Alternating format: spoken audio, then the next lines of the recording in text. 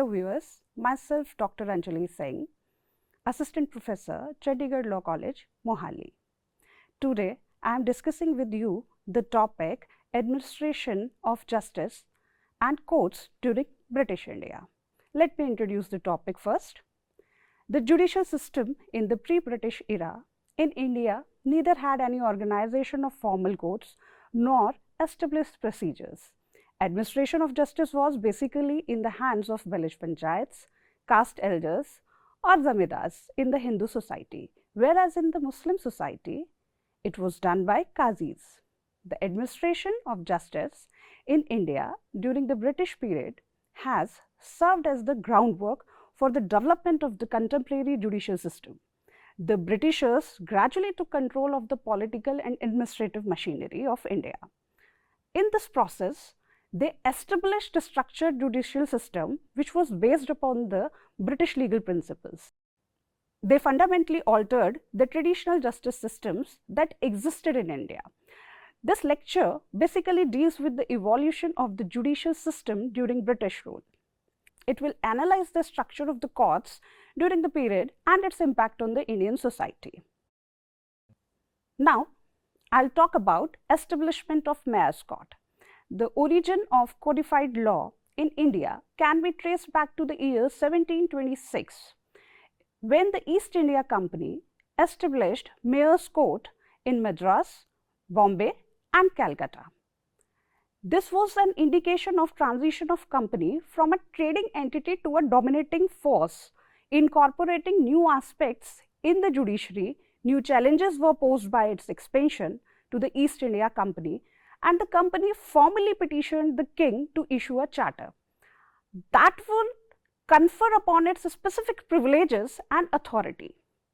In 1726, King George I granted a charter to the company for establishment of Mayor's Courts in Calcutta, Bombay and Madras.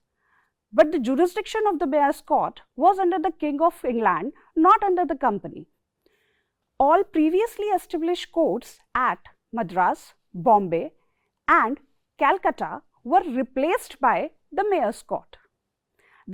The authority to adjudicate, resolve all civil cases, actions and pleas occurring in the three towns or within the factories of the company were granted to the Mayor's Courts.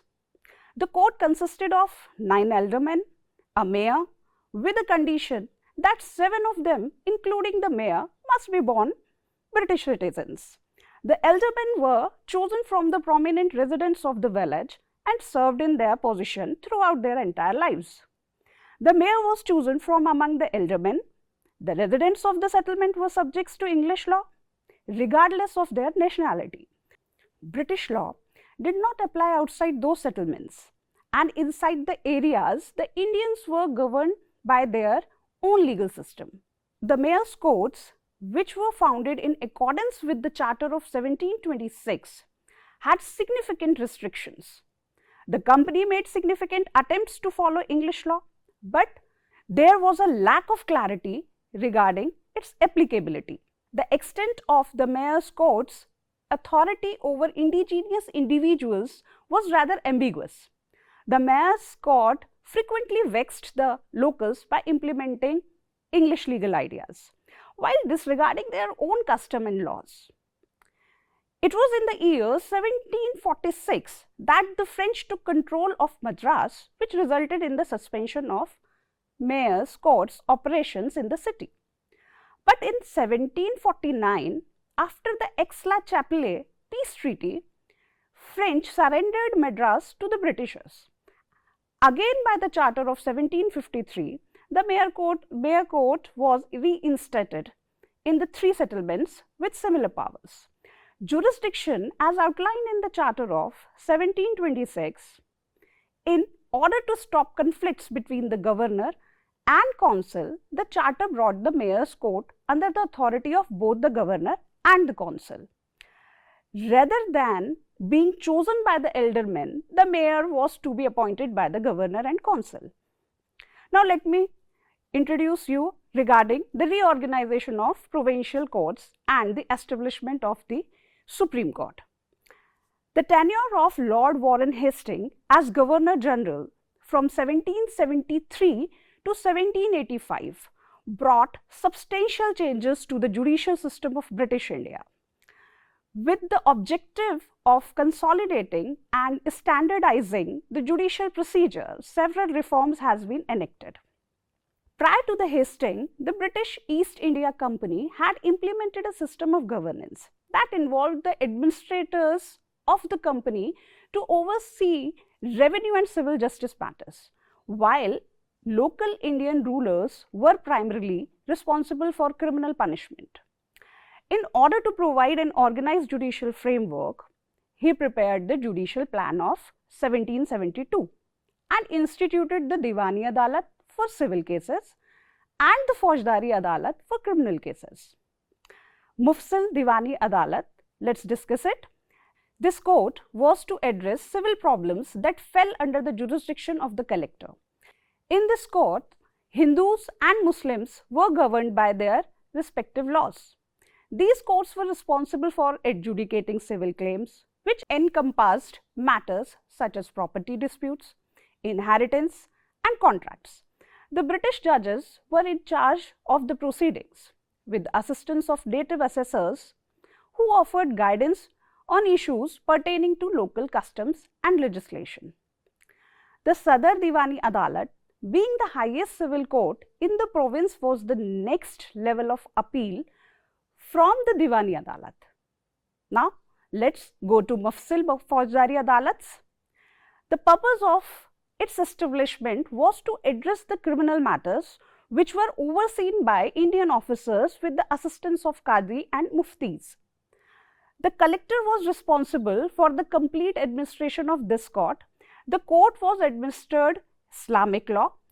The Sadar Nizamat Adalat, led by a Deputy Nizam and supported by the Chief Mufti and Qazi, granted sanctions for both capital sentence and the acquisition.